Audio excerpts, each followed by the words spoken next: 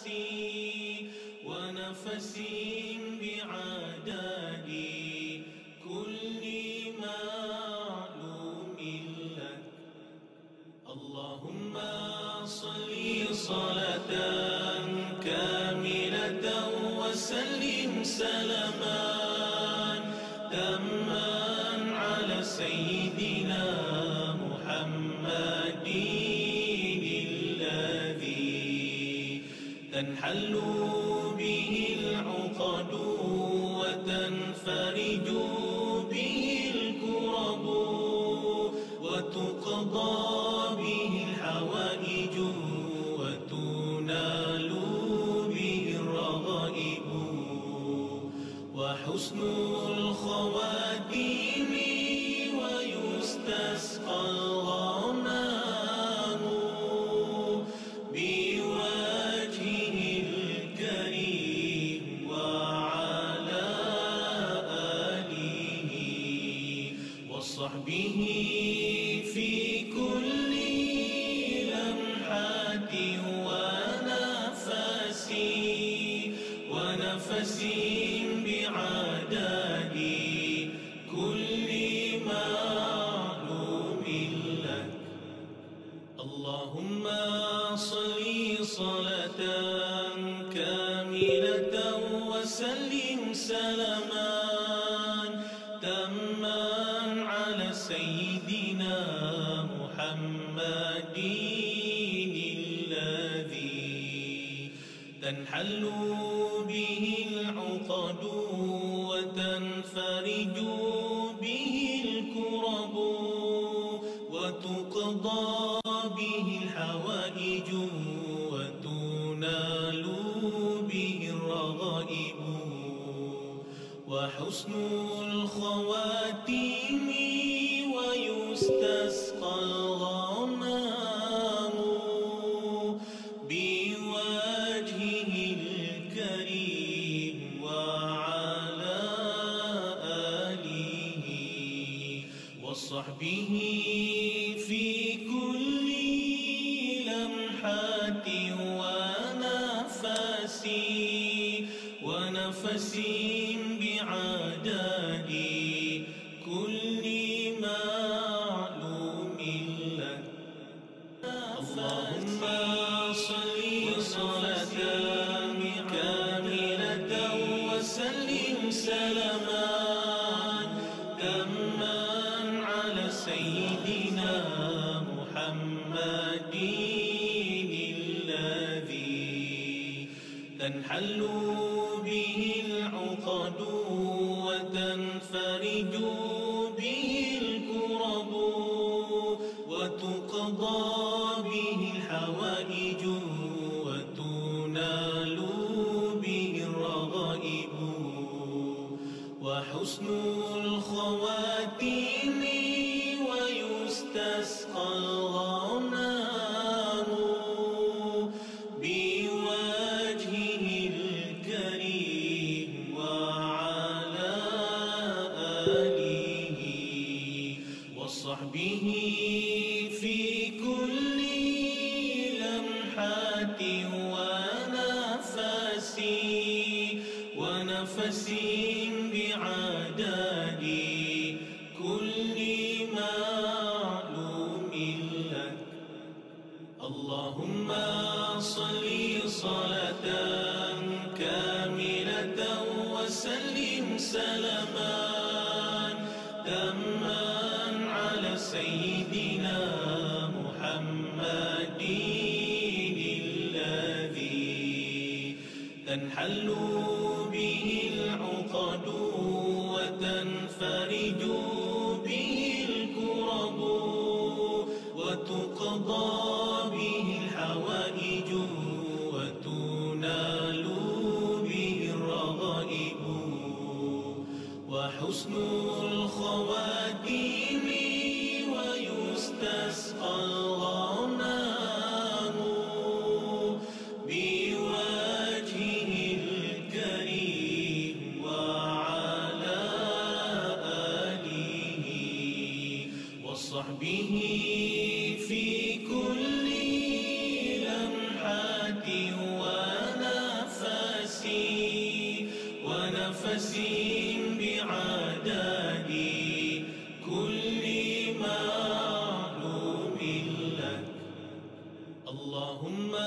صل صلاة كاملة وسلم سلاما تاما على سيدنا محمد الذي تنحل به العقد وتنفرج به الكرب وتقضى به الحوائج وتنال به الرغائب وحسن الخواتيم ويستسقى الغمام بوجهه الكريم وعلى آله وصحبه في كل لمحة ونفس بعدد كل معلوم لك اللهم صل صلاة كاملة وسلم سلاما تاما على سيدنا محمد الذي تنحل به العقد وتنفرج به الكرب وتقضى به الحوائج وتنال به الرغائب.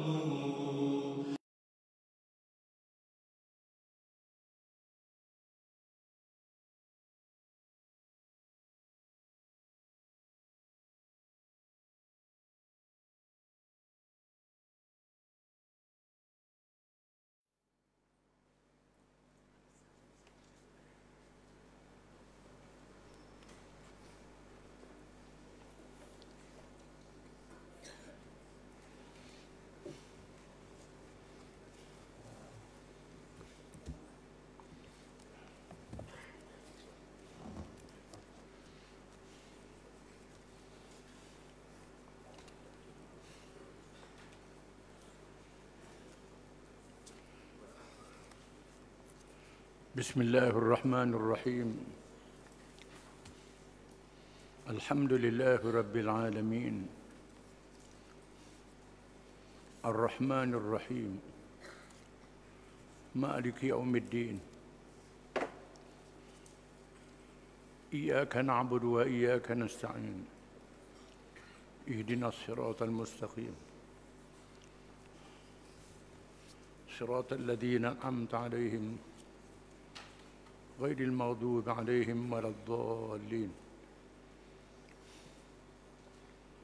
والصلاة والسلام على رسول الله وعلى آله وصحبه ومن تبعه ونصره ووالاه. ربنا زدنا علما وارزقنا فهما وحكمة. Di antara perkara yang membatalkan syahadah itu ialah mempercayai wala, kesetiaan dengan ikhlas kepimpinan dan memberi kesetiaan kepada orang kafir dan munafik. Firman Allah Subhanahu wa taala,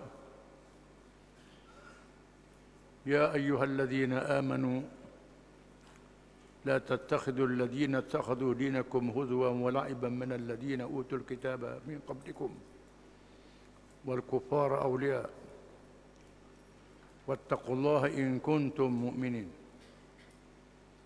Surah Al-Ma'idah ayat 57. Maksudnya, wahai orang-orang yang beriman, janganlah kamu mengambil jadi pemimpin kamu orang-orang yang menjadikan agama kamu ejekan dan mainan, dan di kalangan orang-orang yang telah diberi kitab sebelum kamu dan orang-orang kafir, dan bertawakallah kepada Allah jika kamu benar-benar orang-orang yang beriman. Firman Allah Subhanahu wa taala, "Basyiril munafiqina bi anna lahum 'adzaban alima. Alladzina yattakhiduna al-kafirina awliya'a min dunil mu'minin. Ayabtaghuna 'indahumul 'izzah. Fa innal 'izzata lillahi jami'a." Surah An-Nisa ayat 138 hingga 139. Maksudnya, beritahulah kepada orang-orang munafik itu bahawa mereka akan mendapat seksa yang pedih, iaitu orang-orang yang mengambil orang-orang kafir menjadi teman penolong dan meninggalkan orang-orang mukmin. Apakah mereka mencari kemuliaan di sisi orang-orang kafir itu? Maka sesungguhnya semua kemuliaan itu kepunyaan Allah. Ayat ini yang pertama menunjukkan tidak boleh memberi kepimpinan kepada orang kafir yang bukan Islam, ahli kitab dan bukan ahli kitab, dengan memberi kesetiaan kepadanya, dengan redha kepadanya. Tidak boleh sekali-kali. Itu juga menjadi tanda-tanda munafik. Orang yang merasakan kemenangan Islam itu dengan sebab orang kafir, bukan dengan sebab pertolongan Allah Subhanahu wa taala. Di sini menjadi perbincangan yang hangat di kalangan para ulama berhubung dengan hubungan kita dengan orang kafir. Dalam keadaan-keadaan tertentu, para ulama membenarkan kita ada hubungan orang kafir dengan tujuan dakwah, tujuan menunjukkan bahawa perdamaian hendaklah didahulukan. Di mana Nabi SAW mengadakan tahaluf, mengadakan persepahaman dengan orang bukan Islam bagi menentang musuh yang lebih besar. Ketika Nabi di Madinah mengadakan perjanjian damai, perjanjian tahaluf dengan orang-orang Yahudi, Kristian dan musyrikin. Musyrikin Khuza'ah. Dalam perjanjian Hudaybiyah, Nabi menjadikan musyrikin Khuza'ah, orang kafir Khuza'ah, berada di bawah naungannya. Kerana hubungan keluarga Nabi sejak zaman jahiliyah baik dengan Khuza'ah ini. Walaupun mereka bukan Islam, mereka membantu orang Islam, tolong orang Islam. Dalam peristiwa Badar, bila datang seorang musyrik yang bukan Islam nak tolong Nabi, dia seorang pahlawan. Lalu sahabat kata dia nak tolong kita, dia bukan Islam. Nabi kata dia masuk Islam ke tidak? Adakah dia musyrik? Dia kata dia musyrik, tak masuk Islam. Nabi kata aku tak mahu terima. Dia datang nak tolong lagi, kali yang kedua. Adakah dia musyrik, bukan Islam? Ya. Nabi tak terima. Kemudian datang kali yang ketiga, mengatakan dia terima. Maka Nabi terima dia. Di mana hadis ini menunjukkan bahawa tidak boleh beristi'anah, minta tolong dengan orang bukan Islam. Adapun ketika Fathu Makkah, ketika buka Mekah, Nabi telah memanggil Hakim bin Hizam, seorang pemimpin kafir Mekah. Nabi panggil dia. Nabi kata, aku tahu musibah senjata di tempat sekian. Hakim terkejut, tak ada siapa yang tahu tempat simpan senjata dia. Ini mukjizat Nabi. Nabi suruh dia bawa senjata itu. Kerana Nabi nak perang dengan Hawazin di Hunain. Nabi bawa senjata, dia tanya Nabi, rampah ke pinjam? Nabi kata pinjam. Pinjam. Masa itu Hakim bin Hizam sama masuk Islam lagi. Jadi hadis Fathu Makkah ni menasahkan hadis peristiwa Badar, membolehkan kita mendapat bantuan orang bukan Islam sekiranya mereka nak tolong kita sungguh-sungguh. Yang diharamkan itu ialah kita memberi kesetiaan kepadanya. Percaya sangat. Percaya kepada kekufuran dia. Redha dengan kekufuran dia. Itu tidak boleh sekali-kali. Di sini para ulama juga bincang tentang kedudukan orang kafir dalam kerajaan Islam. Mengikut pendapat Al-Mawardi, dalam Al-Ahkam Sultaniyah, Al-Mawardi mengatakan bahawa boleh menanti orang kafir memegang jawatan yang tidak berkait dengan dasar. Al-Mawardi membahagikan jawatan kementerian dalam kerajaan Islam kepada Wazaratul Tafwid dan Wazaratul Tanfiz. Wazaratul Tafwid ialah seorang menteri, seorang ketua jabatan yang boleh membuat dasar, boleh membuat polisi dalam pemerintahan, dalam pentadbiran. Ini mesti orang Islam. Tak boleh orang bukan Islam. Adapun Wazaratul Tafwid, iaitulah tugas untuk melaksanakan arahan kita, perintah kita. Apa yang telah kita putuskan, dia laksana. Dia seorang pakar, seorang yang boleh dalam bidang-bidang tertentu. Dalam bidang pertanian, perubatan, jalan raya dan seumpamanya. Dia ikut arahan kita. Di sini Al-Mawardi mengatakan, boleh menanti orang bukan Islam. Al-Ahkam Sultaniyah, Mawardi ini seorang alim dalam mazhab Syafi'i. Adapun Imamul Haramain dalam Ghiyath, tak membenarkan sekali-kali orang bukan Islam. Di sini terdapat perbezaan antara negeri Imam Al-Haramain. Imam Al-Haramain, dia duduk di Mekah, Madinah. Tak ada orang kafir seorang pun di situ. Al-Mawardi duduk di Iraq. Masyarakat majmuk bercampur orang Islam dan bukan Islam. Dan kita kena sedar dalam sejarah Islam, hasil daripada penyertaan orang bukan Islam dalam kerajaan Islam menyebabkan yang pertama, orang bukan Islam masuk Islam. Kerana melihat adilnya Islam. Mereka yang berpengaruh dalam masyarakat dia masuk Islam.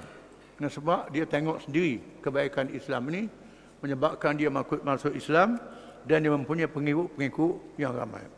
Ataupun kita mendapat hasil ilmu dia, kepakaran dia dalam berbagai-bagai bidang. Daripada ilmu yang bukan Islam inilah timbulnya tamadun Islam, kemajuan Islam. Ilmu daripada orang bukan Islam, ilmu duniawi boleh kita ambil. Cumanya mesti diasaskan kepada ajaran Islam. Ada Islam. Itu dia. Huraiannya. Firman Allah Subhanahu wa taala, "La yattakhidhul mu'minuna al-kafirina awliya'a min dunil mu'minin. Wa man yaf'al dhalika falaysa min Allah fi shay'in illa an tattaqu minhum taqwa. Yuhadhdhirukumullahu nafsahu wa ila Allahil masir." Surah Al-Imran ayat 28. Maksudnya, janganlah orang-orang mukmin mengambil orang-orang kafir menjadi wali, pemimpin, pelindung, penolong, teman akrab dengan meninggalkan orang-orang mukmin.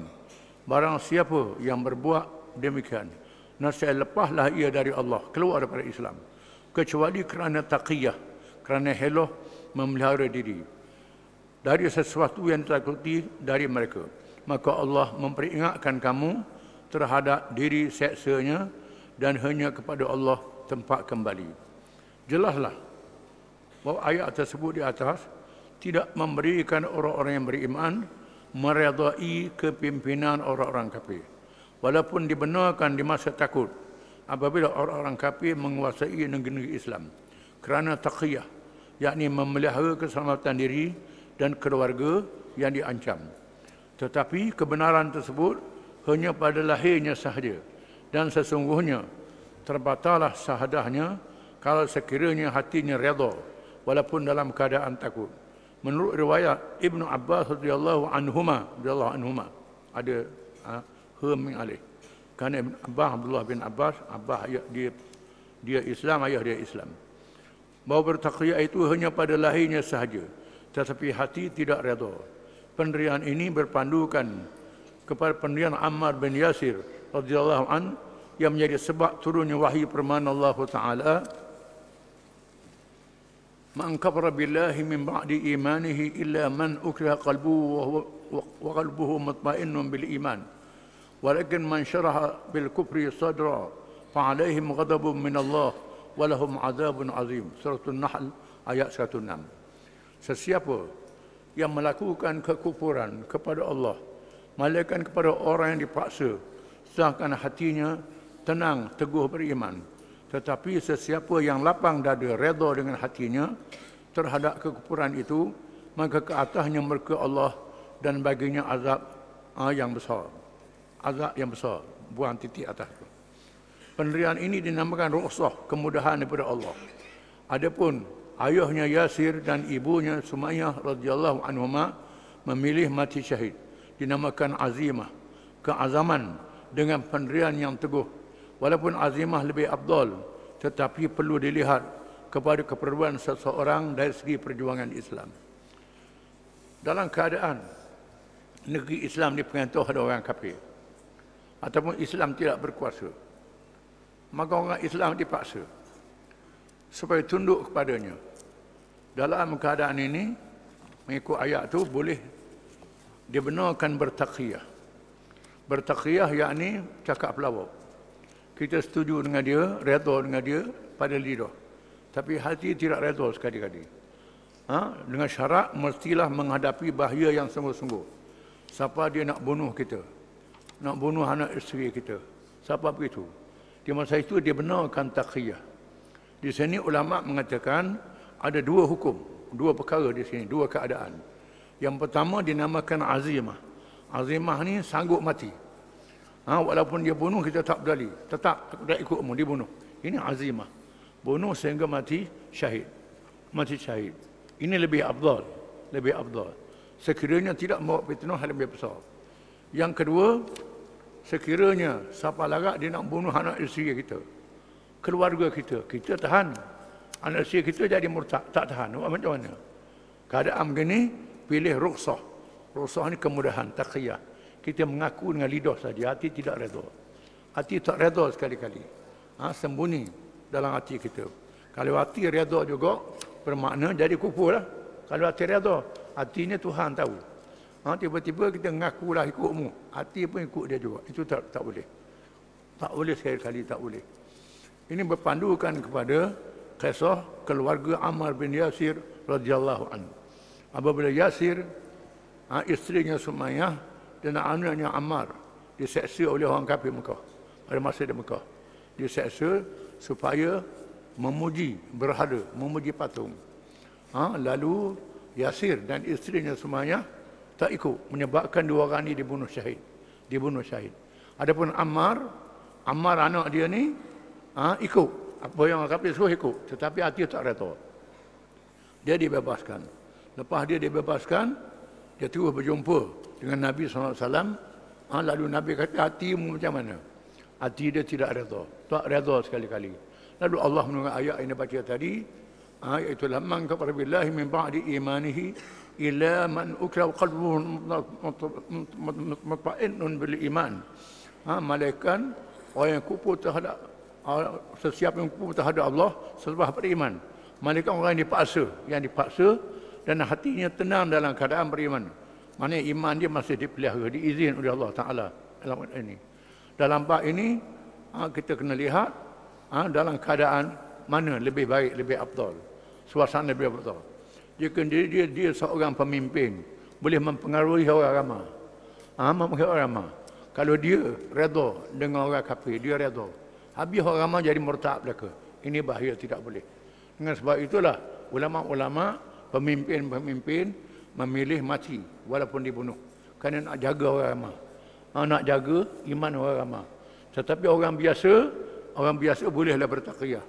Tetapi orang yang ada pengaruh, tak boleh. Orang ada pengaruh, dia kena lawan.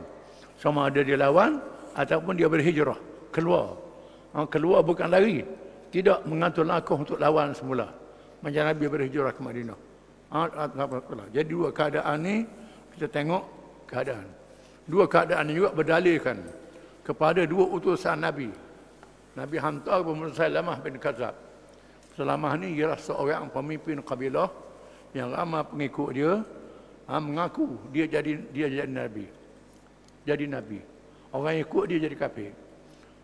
Dan Nabi hantar dua utusan. Dia hantar utusan ke Nabi. Salamah hantar utusan ke Nabi, atau utusan. Lalu Nabi tanya, mau percaya aku Nabi? Dia kata aku percaya. percaya Musailamah Nabi. Aku percaya Musailamah Nabi juga. Nabi kata kalau tidak kerana Allah Ta'ala tak membenarkan utusan dibunuh, aku bunuhmu. Nabi kata, aku bunuhmu. Kerana bila ikut Nabi palsu jadi kafir, murtad, hukum bunuh, kita kena sedar. Dan ada dua orang utusan Nabi. Nabi atau pada Musailamah. Nabi atau pada Muhammad kata, Salman tanya pada seorang tu, mu percaya tak aku Nabi? Aku tak percaya. Aku tak percaya. Aku tak percaya. Mu percaya tak aku ni Nabi? Aku tak percaya. Dia bunuhnya kawan tu. Dia kata, mu percaya tak aku Nabi? Aku percaya. Mu percaya tak aku Nabi? Aku percaya. Dia dibebaskan. Yang seorang tu, Musailamah tanya, mu percaya tak aku Nabi? Aku tak percaya. Mu percaya tak aku Nabi? Aku tulis. Tak dengar, dia kata. Lalu dibunuh. Yang bunuh tu mati syahid. Yang tak dibunuh tu menerima taqiyah, rukhsah yang diizinkan. Ini peristiwa fitnah yang dihadapi oleh orang Islam. Selepas Nabi wafat. Musailamah ni dibunuh. Zaman Sayyidina Abu Bakar, kita akan baca kisahnya. Wallahu alam.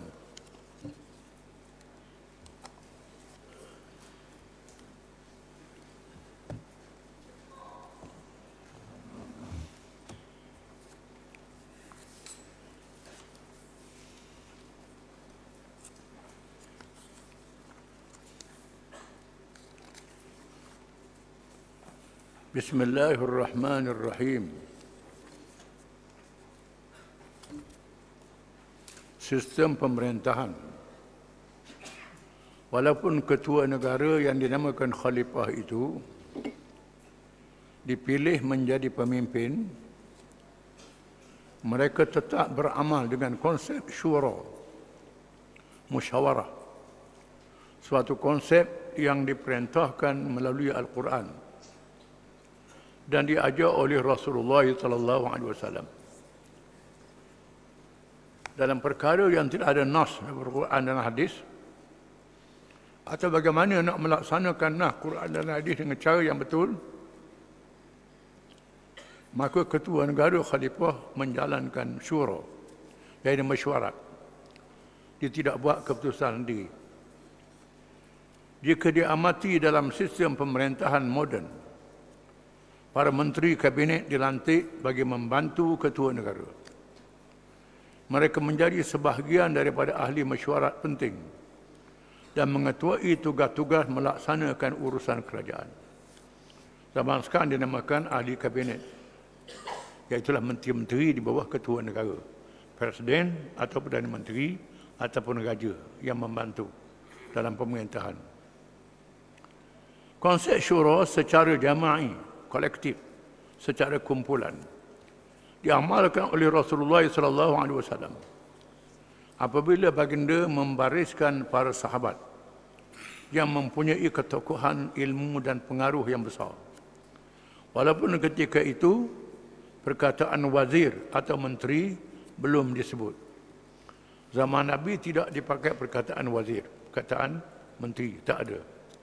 Adapun Nabi Musa sebut waj'al li waziran min ahli Harun akhi, dan lantikkan seorang wazir, pembantu daripada keluargaku Harun saudaraku. Dalam kisah Nabi Musa ada. Nabi kita tak sebut wazir, tak sebut perkataan menteri, tetapi amalan itu ada. 10 orang daripada kalangan para sahabat yang terkenal, termasuk Abu Bakar radhiyallahu anhu, ialah tokoh yang menjalankan peranan tersebut.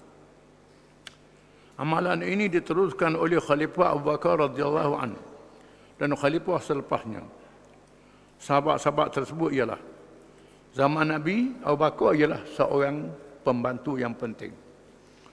Bila Abu Bakar jadi khalifah, pembantu yang penting dianggap menteri-menteri ialah yang pertama Umar bin Al-Khattab radhiyallahu anhu, Uthman bin Affan radhiyallahu anhu, Ali bin Abi Talib karramallahu wajhah, Abdurrahman bin Auf radhiyallahu anhu, Abu Ubaidah Amir bin Jarrah radhiyallahu anhu, Sa'ad bin Abi Waqqas radhiyallahu anhu, Zubair bin Al-Awwam radhiyallahu anhu, Talha bin Ubaidillah radhiyallahu anhu, Sa'id bin Zaid radhiyallahu anhu. Di mana mereka ni adalah sahabat 10. Lepas Nabi mati, 9 orang bantu Abu Bakar. Mereka adalah as-sabiqun al-awwalun, orang yang pertama masuk Islam. Mereka juga adalah pemimpin-pemimpin sahabat yang alim kalangan sahabat, membantu khalifah dalam menjalankan urusan negara, menasihatkan khalifah dalam menjalankan urusan negara. Kesemua mereka adalah laksana para menteri yang membantu khalifah Abu Bakar radhiyallahu anhu, walaupun dalam keadaan yang tidak sistematik seperti yang diamalkan sekarang. Mereka diajak bermesyuarat dalam perkara-perkara besar dan kadang-kadang diberikan tugasan melaksanakan beberapa perkara penting, termasuklah berfungsi menggunakan tugas khalifah ketika ketiadaannya, di mana mereka ni menjalankan tugas membantu khalifah, sama ada tugas khusus dalam masalah peperangan, masalah keuangan, masalah mentadbir urusan-urusan yang lain. Kadang-kadang bila khalifah keluar, dilantik pengganti di kalangan mereka. Ini tugas mereka. Pentadbiran keluasan negara Islam pada zaman Khalifah Abu Bakar radhiyallahu an hanya merangkumi semenanjung tanah Arab. Keseluruhannya dikuasai oleh kerajaan Islam. Khalifah Abu Bakar radhiyallahu an membahagikannya kepada beberapa wilayah. Setiap wilayah dilantik seorang ketua pentadbiran yang dinamakan Amir. Abu Bakar khalifah, daerah-daerah dilantik Amir. Amir ini macam gubernur, ketua daerah. Selain itu, Amir juga berperanan sebagai seorang imam salat, imam sembahyang, hakim. Hakim mengendalikan pertelengkahan, pengurus keuangan, penjaga keamanan, polis dan pemerintah tentera. Para amir dibantu oleh orang-orang yang mahir dalam bidang masing-masing. Amir dilantik, pembantu-pembantu dia pula. Ini cara tadbir negara zaman Abu Bakar. Yang pertama, Madinah. Kota Madinah menjadi pusat pentadbiran kerajaan Khalifah Abu Bakar radhiyallahu anhu. Mentadbir secara langsung dengan menugaskan beberapa orang sahabat yang lain membantunya sebagaimana berikut. Madinah ialah pusat kerajaan Islam. Abu Bakar sendiri duduk di situ. Walaupun demikian, Abu Bakar lantik pembantu dia. Umar bin Al-Khattab radhiyallahu an adalah urusan kehakiman. Abu Ubaidah radhiyallahu an menjaga urusan keuangan. Zaid bin Thabit radhiyallahu an pula menjaga urusan kesetiausahaan. Secara umum, khalifah dibantu oleh Uthman bin Affan, Ali bin Abi Talib dan lain-lain radhiyallahu anhu. Ini Madinah. Orang penting yang mentadbir Madinah termasuk Abu Bakar. Nabi dah wafat. Makkah. Amir Makkah ialah Attab bin Usaid radhiyallahu anhu yang telah dilantik oleh Rasulullah SAW dan disambung oleh Khalifah Abu Bakar radhiyallahu anhu sebagai khalifah. Di mana Makkah ditadbir oleh seorang muda yang masih muda zaman Nabi. Abu Bakar dia muda lagi. Iaitulah Attab bin Usaid radhiyallahu anhu. Kerana dia hafal Quran. Kerana tadbir negara dengan Quran, dia hafal Quran. Bukan hafal saja, bahkan tahu makna Quran. Bagaimana nak tadbir negara dengan Quran. Maka Nabi lantik Attab bin Usaid. Bila Abu Bakar jadi khalifah, Attab bin Usaid ni terus jadi gubernur, jadi amir di Mekah. Taif. Amir Taif ialah Uthman bin Abul As, juga dilantik oleh Rasulullah SAW dan kemudian disambung oleh Khalifah Abu Bakar radhiyallahu anhu. Taif zaman Nabi dah masuk Islam. Dan Nabi lantik Uthman bin Abul As jadi amir, jadi pemerintah di situ. Bila Abu Bakar jadi khalifah, terus jawatan dia. Uthman bin As juga. Yang keempat, Sana'a. Sana'a ini ialah ibu negeri Yaman. Negeri Yaman. Amir Sana'a ialah Al-Muhajir bin Abi Umayyah yang telah bertanggungjawab membebaskan kawasan tersebut daripada kumpulan murtad. Dan khalifah terus melantiknya menjadi amir. Oleh kerana bila Nabi wafat, di mana Sana'a dikuasai oleh puak-puak murtad. Puak-puak murtad menguasai, rapah kuasa. Kemudian Al-Muhajir bin Abi Umayyah berjaya mengalahkan orang murtad ni, membunuh pemimpin murtad. Kita akan baca kisahnya. Dan Abu Bakar terus lantik jadi amir, jadi pemerintah di situ. 5 Hadramaut. Hadramaut ni ialah Yaman Selatan. Amir bin Hadramaut ialah Ziyad bin Lubaid radhiyallahu an. Lantik ni, nak gubernur Hadramaut. Khawlan. Amir bagi Khawlan ialah Ya'la bin Umayyah. Zubair dan Zam'ah, ni nama daerah. Amirnya Abu Musa al-Ash'ari radhiyallahu anhu. Abu Musa al-Ash'ari asal dari Yaman, dilantik jadi gubernur. Amir di sini. Janad, amir ialah Mu'adz bin Jabal radhiyallahu anhu. Najran, amirnya Jarir bin Abdullah radhiyallahu anhu. Jarash, amirnya ialah Abdullah bin Sur radhiyallahu anhu. Bahrain, amir bin Al-Ala, amirnya ialah Al-Ala bin Al-Hadrami radhiyallahu anhu. Kita akan bahas kisahnya. Di mana Bahrain ini ialah satu daerah yang rajanya masuk Islam. Nabi kekal dia jadi raja. Kemudian berlaku murtad. Kemudian Amir Ala bin Hadrami membebaskan Bahrain. Domah al-Jandal, amirnya ialah Iyad bin Ghunem. Iyad bin Ghunem. Pemerintah tentera, penglima tentera. Wilayah Iraq dan Syam boleh ditugaskan kepada para penglima yang berjaya menguasainya. Iraq, amirnya ialah Al-Musanna bin Harisah Al-Syaibani radhiyallahu anhu. Syam, amirnya Khalid bin Al-Walid radhiyallahu anhu. Ini semua pemerintah. Sama ada gubernur ataupun penglima tentera yang dilantik oleh Abu Bakar masa pemerintahan dia. Perundangan dengan kehakiman. Abu Bakar radhiyallahu anhu sebagai seorang khalifah secara langsung dilantik menjadi hakim. Sayyidina Umar radhiyallahu anhu juga ditugaskan menjadi hakim. Namun tiada kes yang dikendalikan olehnya kerana ramai yang tidak berani berdepan dengan ketegasannya. Abu Bakar dia jadi hakim. Abu Bakar jadi khalifah dan Abu Bakar dia jadi hakim juga, dan nanti Sayyidina Umar jadi hakim. Sayyidina Umar kata pergi cara kat dia musang, orang takut. Kata kira bawa ke Abu Bakar, tak bawa kepada Sayyidina Umar. Khalifah juga menetapkan peranan hakim kepada Uthman bin Affan radhiyallahu anhu, Ali bin Abi Talib karramallahu wajhah, Abu Ubaidah Amir bin Jarrah, dan termasuk Zaid bin Thabit. Zaid bin Thabit jadi hakim. Kadang-kadang juga menjalankan tugas tersebut. Zaid bin Thabit dilantik jadi hakim juga. Ini beberapa orang hakim, banyak hakim zaman Abu Bakar. Apabila dibawa sesuatu kes, Khalifah Abu Bakar dan lain-lain akan melaksanakan keputusan berdasarkan 3 keadaan berikut. Jika hukumnya terdapat sandaran nas dalam Quran, maka terus diputuskan penghakimannya. Kalau ada nas dalam Quran, orang salah ni hukum begini, cukup syarat-syarat dia, maka ikut hukum dalam Quran. Sekiranya tiada nas dalam Quran, maka hukum diambil daripada hadis yang pernah dinyatakan oleh Rasulullah SAW. Kalau tak ada nas dalam Quran, Abu Bakar tengok hadis. Adakah Nabi pernah laksanakan hukuman ini? Ikut dalam hadis Nabi. Sekiranya tidak diingatinya, maka khalifah bertanyakan orang ramai dalam masjid yang mengingati sebarang nas dari Al-Quran dan hadis. Sekiranya khalifah tak ingat ayat-ayat Quran, kalau dia ingat pun dia tanya orang ramai hadis-hadis Nabi.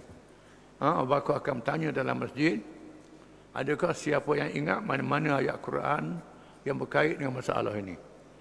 Kalau ada orang ingat, sebut ayat itu. Kalau tak ada orang ingat, Abu Bakar tanya lagi, adakah kamu yang ingat apa-apa Nabi pernah hukum dalam masalah ini? Kalau ada orang ingat, orang itu sebut depan Abu Bakar, maka jadi hukum. Jika masih tiada daripada kedua-duanya, maka khalifah akan berijtihad dengan ahli-ahli mesyuarat atau secara bersendirian. Sekiranya tidak ada dalam Quran, tak ada dalam hadis, maka khalifah akan berijtihad. Ijtihad ini ialah mengkaji apakah hukum yang munasabah mengikut kaedah-kaedah adil dalam Quran. Dalam Quran tak ada, dalam hadis tak ada, maka berijtihad. Sama berijtihad secara jama'i, secara kumpulan, ataupun secara berjamaah, secara bersendiri. Saya berijtihad, mengkaji hukum dia. Langkah pengendalian hukum oleh Khalifah Abu Bakar Jika suatu hukum terdapat sandaran nas dalam Quran, maka terus diputuskan penghakimannya. Sekiranya tiada nas dalam Quran, maka dihukum diambil daripada hadis yang pernah dinyatakan oleh Rasulullah SAW. Sekiranya tidak diingatinya, maka khalifah bertanyakan orang ramai dalam masjid yang mengingati sebarang nas daripada Al-Quran atau hadis. Jika masih tiada daripada kedua-duanya, maka khalifah akan berijtihad dengan ahli-ahli mesyuarat atau secara bersendirian. Itu caranya. Amalan ini juga dilakukan oleh para sahabat yang lain. Mereka berpandukan hadis Rasulullah SAW kepada Mu'ad bin Jabal radhiyallahu an. Pandu pada hadis Mu'ad bin Jabal. Bila Nabi nak atur Mu'ad bin Jabal, Nabi tanya Mu'ad bin Jabal. Nabi hantar Mu'ad bin Jabal ke Yaman. Wahai Mu'ad, sekiranya ada apa-apa masalah, kaifa taqdi? Faqala aqdi bima fi kitabillah. Wahai Mu'ad, sekiranya ada sebarang masalah, bagaimanakah kamu menyelesaikannya? Mu'ad menjawab, aku memutuskannya dengan hukum yang terkandung dalam kitab Allah Al-Quran, kata Mu'ad. Saya hukum dengan Quran.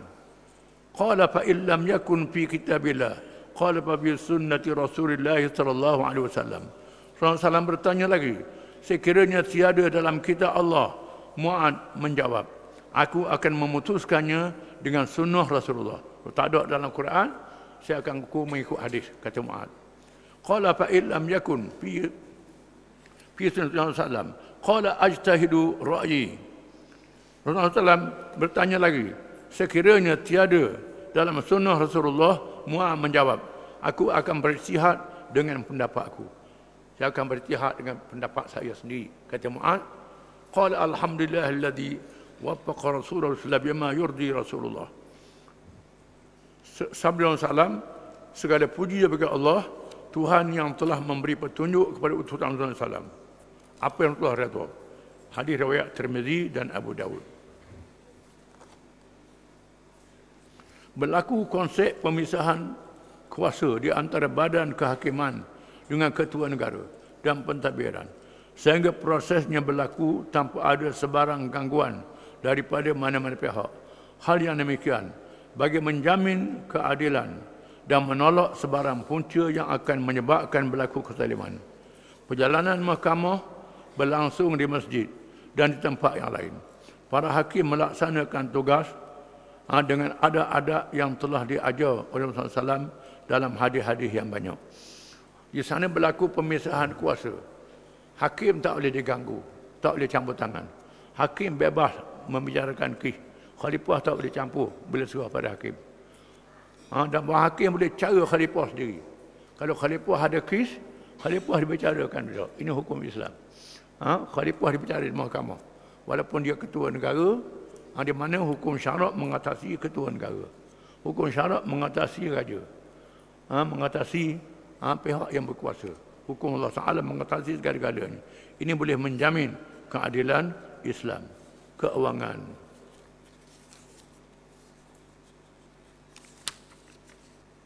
Wallahu a'lam.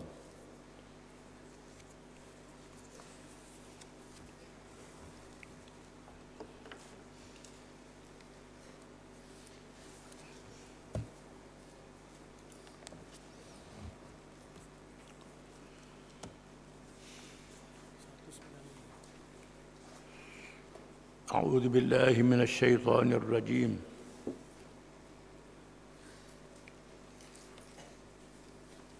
فاستجاب لهم ربهم أني لا أضيع عمل عامل منكم من ذكر أو أنثى بعضكم من بعض فالذين هاجروا وأخرجوا من ديارهم وأوذوا في سبيلي وقاتلوا وقتلوا لأكفرن عنهم سيئاتهم لأدخلنهم جنات تجري من تحتها الأنهار ثوابا من عند الله والله عنده حسن الثواب.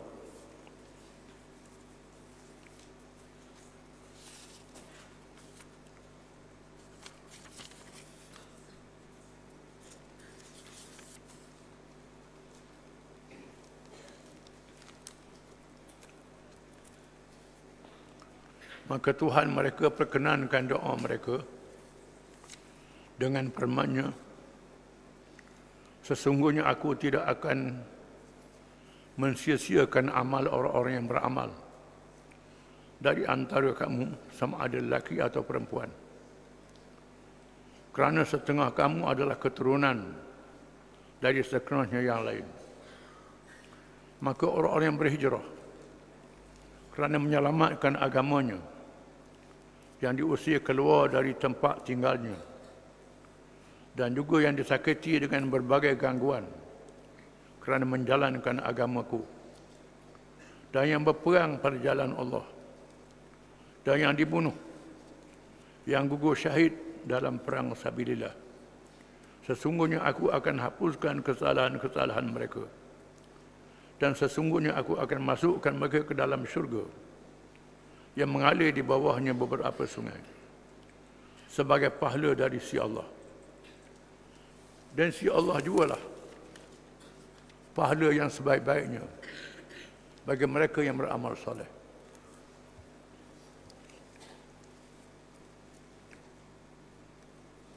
Setelah disebut dalam ayat yang kita baca minggu lepas tentang mereka yang berfikir tentang kejadian langit dan bumi, menandakan kebesaran dan kekuasaan Allah Subhanahu wa taala, dengan penuh keimanan. Selepas itu mereka berdoa kepada Allah dengan doa yang kita sebut minggu lepas, yang disebut minggu lepas. Mereka berdoa, Rabbana ma khalaqta hadha batila subhanaka faqina adzaban nar. Rabbana innaka man tudkhilin nar faqad aghdaita wa ma lizalimin min ansar. Rabbana innana sami'na munadiyan yunadi lil iman an aminu bi rabbikum fa amanna. Rabbana faghfir lana dhunubana wa kaffir 'anna sayyi'atina wa tawaffana ma'al abrar وتوفنا مع الأبرار ربنا وآتنا ما وعدتنا على رسلك ولا تخزنا يوم القيامة إنك لا تخلف الميعاد. Wahai Tuhan kami, sesungguhnya siapa yang kau masukkan ke dalam neraka, engkau kecewakan dia, dan tiada pertolongan bagi orang yang zalim. Wahai Tuhan kami, sesungguhnya kami telah mendengar seruan yang mengajak kami beriman dengan Tuhan kamu, lalu kami beriman kepadanya. Wahai Tuhan kami, ampunilah dosa-dosa kami dan tebuhlah kesalahan kami, dan matikan kami bersama orang yang baik yang saleh. Wahai Tuhan kami, kurniakan pada kami apa yang telah janjikan melalui Rasul-Rasul-Mu. Jangan kecewakan kami pada hari kiamat. Sesungguhnya engkau tidak mungkin janji sekali-kali, wahai Tuhanku. Lalu Allah Ta'ala ikuti firman-Nya, fastajaba lahum rabbuhum, maka doa mereka diperkenankan oleh Tuhan mereka. Dan ini doa yang disebut ni doa yang molek. Yang molek kita doa lepas sembahyang. Doa daripada ayat Quran. Doa daripada ayat Quran.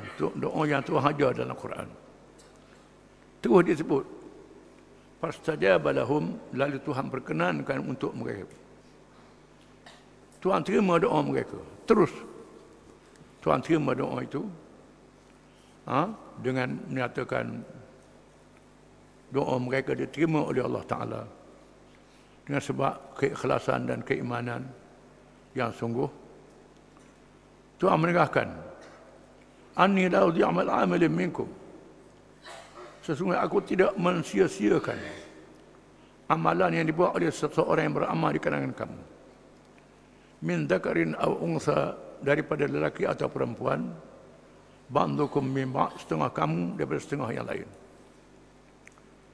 Mengikut riwayatnya, Ummu Salamah radhiyallahu anha bertanyakan Rasulullah, mengapa dalam Quran yang sebut orang lelaki, tak sebut orang perempuan. Walaupun sebut lelaki masuk perempuan juga, tak sebut khusus. Sebut orang lelaki. Ya ayyuhallazina amanu, mereka yang beriman. Banyak doa-doa ayat Al-Quran sebut orang lelaki. Mana orang puannya? Allah Ta'ala turun ke ayat ini, Anni la udhi'amal amilan minkum min dzakarin aw unsa. Aku tidak mensia-siakan amalan yang dibuat oleh kamu sama ada lelaki ataupun perempuan. Ba'dukum min ba'd. Setengah mereka setengah yang lain. Aku terima mereka. Sama ada mereka beramal masing-masing atau betul menolong antara satu sama lain. Aku terima amal, tak ke lelaki, tak ke perempuan. Asal dia beriman. Pahalanya sama saja. Satu amalan baik 10 kali ganda. Ada yang 700 kali ganda. Ada yang tidak terkira gandanya. Tuhan beri begitu. Barang siapa yang berbuat amal yang baik, lalu dia uzur, tak boleh nak buat amal itu. Masa dia uzur, dia sabar. Dia beri pahala amalan itu. Sama ada lelaki ataupun perempuan. Dia beri pahala amalan itu. Dalam hadis yang lain, seorang sahabat dikenali dengan Khatibatun Nisa, ahli pidato perempuan, Asma binti Yazid radhiyallahu anha, kalangan Ansar. Perempuan yang suka bercakap, yang paling banyak bertanyakan Nabi SAW. Orang lain banyak malu nak tanya Nabi, dia berani tanya Nabi. Bila ada orang puang dia masalah, suruh dia tanya Nabi. Asma binti Yazid radhiyallahu anha. Disebut dalam satu riwayat, satu hadis, Asma tanya Nabi wa Rasulullah, semua boleh ke orang lelaki belaka?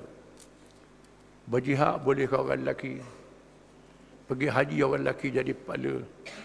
Tu imam orang lelaki, orang puang tak jadi tu imam. Pemimpin orang lelaki, perempuan tak jadi pemimpin.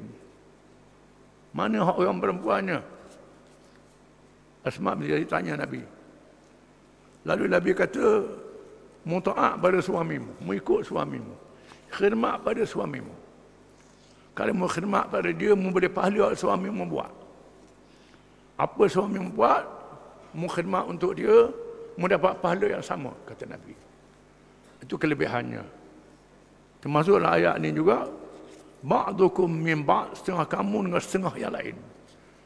Maknanya orang perempuan dapat pahala yang sama dengan tugas suami dia, bila dia bantu suami dia. Falladzina hajaru wa ukhriju min diyarihim wa udu fi sabili. Maka orang-orang yang berhijrah, yang dikeluar dari kampung halaman mereka, yang disakiti kerana perjuangan perjalanan Allah, wa qatilu wa qutilu, yang berjuang membunuh dan dibunuh di medan peperangan. La ukaffiranna anhum sayyi'atihim. Aku akan tebuskan dosa-dosa mereka. Dosa-dosa mereka aku tebus. Allah Ta'ala kata juga, maka barang siapa yang berhijrah, sama ada orang lelaki ataupun perempuan, yang dihalau dari Mekah ke Madinah kerana Islam, kerana masuk Islam, dia seksa, disakiti, tak boleh nak amalkan ajaran Islam di Mekah. Akhirnya orang Madinah terima Nabi, serah tanah air mereka ke Nabi. Lalu Nabi berhijrah ke Madinah, suruh sahabat-sahabat berhijrah. Maka berhijrahlah para sahabat dari Mekah ke Madinah. Hijrah ni bukan mudah. Bukan macam kita pindah nak pergi ke laut, pindah nak pergi petanang, pindah nak pergi berniaga mana-mana tempat. Hijrah ni menghadapi bahaya yang menyabu-menyamu. Orang tunggu tengah jalan nak bunuh, meninggalkan harta, meninggalkan keluarga. Ada orang tu, dia hijrah, tinggal anak bini, dia dulu pergi ke Madinah. Sebab begitu, tinggal keluarga dulu, kerana nak kuatkan Islam di Madinah. Meninggalkan harta, meninggalkan macam-macam, meninggalkan segala kemudahan di Mekah. Menyabung nyawa, bukan mudah berhijrah ini. Dan sebab itulah mereka yang menjadi generasi awal di kalangan orang Islam dapat pahala yang paling besar lebih pada orang lain. Disebut dalam hadis, jangan kamu cela sahabat-sahabatku yang terdahulu. Kerana secupuk yang dibelanja oleh seorang sahabat yang awal tak sama dengan emas sebesar bukit Uhud, kata Nabi. Secupuk dibelanja oleh sahabat yang berjuang menegakkan Islam di zaman awal Islam. Secupuk gandum, beras, lebih mahal daripada emas sebesar bukit yang dibelanjakan oleh orang lain. Kerana zaman itu zaman pengorbanan, zaman perjuangan. Mereka diunyanya, disakiti kerana berpegang dengan agama Islam. Waqatalu, dan mereka berperang perjalanan Allah untuk menegakkan agama Allah Subhanahu wa taala. Waqutilu, dan dibunuh. Ada yang berperang dibunuh di medan perang. Meninggalkan kaum keluarga, meninggalkan anak isteri. Meninggal orang yang dikasihi, dibunuh kerana berjuang menegakkan Islam. Tuhan kata, la ukaffiranna anhum sayyi'atihim. Aku tebuskan segala dosa-dosa mereka. Dosa-dosa mereka ditebus oleh Allah Ta'ala. Seorang sahabat bertanya ke Nabi SAW, wahai Rasulullah, sekiranya saya mati di medan perang, apa yang saya dapat? Rasulullah kata, Tuhan ampunkan dosa-dosamu. Banyak besar dosa pun Tuhan ampunkan, kecuali hutang. Kecuali hutang dengan orang, hutang kena bayar, tak boleh. Kalau mati syahid sekalipun, hutang orang tak bayar, tertanggung hutang itu. Ini beratnya hutang ni. Hutang dengan buat mudah. Nak lepas hutang orang, dia perang sabir biar mati tak bayar hutang. Tak boleh. Hutang orang kena bayar. Itu berkait manusia. Dosa-dosa dia ampun berkait dengan Allah Ta'ala, Allah Ta'ala ampun. Adapun berkait dengan manusia, mesti kena bayar hak dengan manusia. Tidak boleh. Tunaikan hak manusia. Ini tanggungjawab yang mesti kita tunaikan. Dengan sebab itu, bila seorang tu nak pergi berjuang, dia kena minta halal. Kena bayar hutang dulu. Atau minta halal dengan orang yang dia berhutang dengannya. Kecuali jihad fardu ain. Jihad ni ada dua, jihad fardu ain dan jihad fardu kifayah. Jihad fardu kifayah ialah dalam keadaan Islam sudah memerintah. Islam sudah kuat. Islam sudah bertapuk. Maka dia hantar orang berdakwah, melindungi pendakwah, melindungi orang yang berniaga di luar negara Islam. Kena ada pasukan, ini fardu kifayah. Orang kita fardu kifayah ni sembahyang orang mati je. Orang Melayu. Hak tu sembahyang orang mati je. Jihad tak ada, benda lain tak ada. Kemudian asah tak ada. Kita kena sedar dalam Islam ni semua perkara umum adalah fardu kifayah. Fardu kifayah. Termasuk berniaga fardu kifayah. Engineer fardu kifayah. Pertanian fardu kifayah.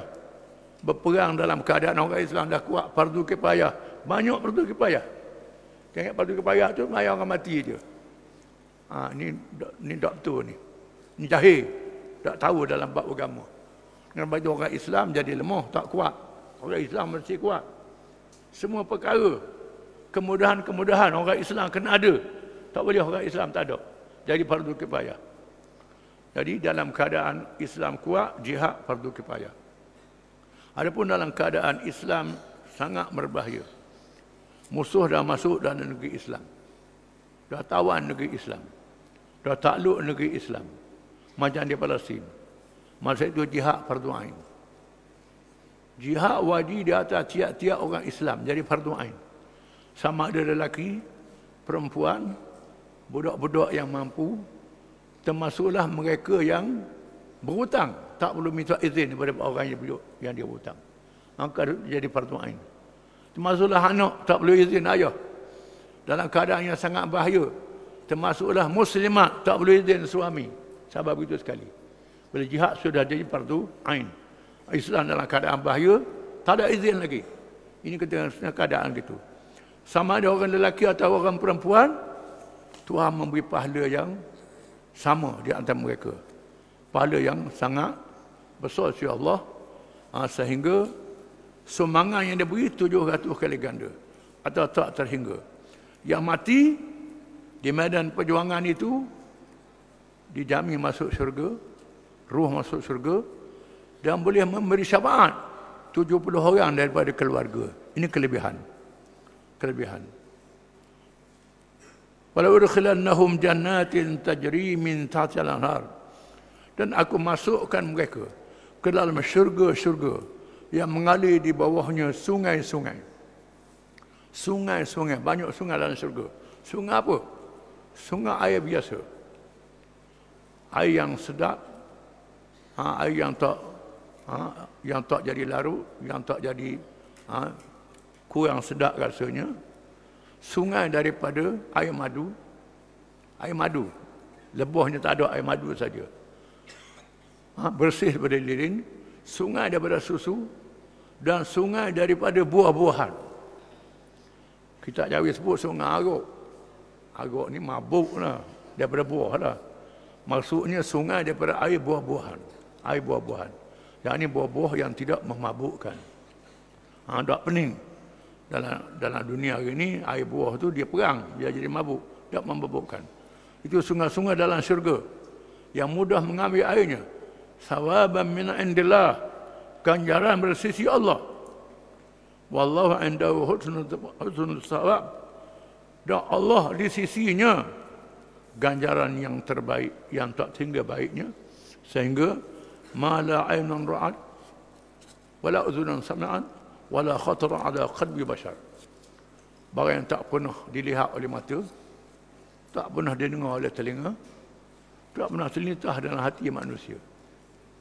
Sehingga digambarkan dalam hadis, orang yang paling rendah syurganya itu, setelah dia duduk dalam syurga, langsung dia khayal nak banyak mana. Mu nak banyak mana. Lalu dia pun khayal nak lebih lagi. Setelah ambil. Itulah fikir lagi. Dia fikir nak lebih lagi. Tuhan kata fikir lagi, mu nak banyak mana. Fikir lagi. Akhirnya Tuhan kata, ya Tuhanku, tak nak fikir dah. Habis dah. Itu rendah sekali. Ini nikmat dalam syurga yang kita kena sedar. Syurga ni adalah pemberian daripada Allah Ta'ala. Bukannya upah. Kalau upah kita semayang banyak mana. 5 waktu lama banyak mana semayang. Tak dapat sejam 5 waktu kalau capur-capur. Nak bayar syurga. Tak boleh. Syurga. Satu jokong. Dalam syurga jokong emas. Nak bayar apa tak kok. Dengan semayang kita, dengan sedekah kita, dengan apa kita. Di mana semayang kita, ibadat itu menandakan kesyukuran kita kepada Allah Ta'ala. Dan Allah Ta'ala balas ke kita, berlipat kali ganda lagi. Lebih daripada itu lagi. Ini kita kena faham, kena sedar. Dan sebab itulah, mereka yang bertakwa kepada Allah Ta'ala, Nabi-Nabi, walaupun mereka tak ada dosa, mereka rasa rendah diri. Rasa sikit amalan mereka. Kita ni berasa banyak ada amalan kita. Kita kena sedar apa yang Tuhan beri pada hari kiamat itu kurnia daripada Allah Ta'ala. Pemberian daripadanya. Wallahu a'lam.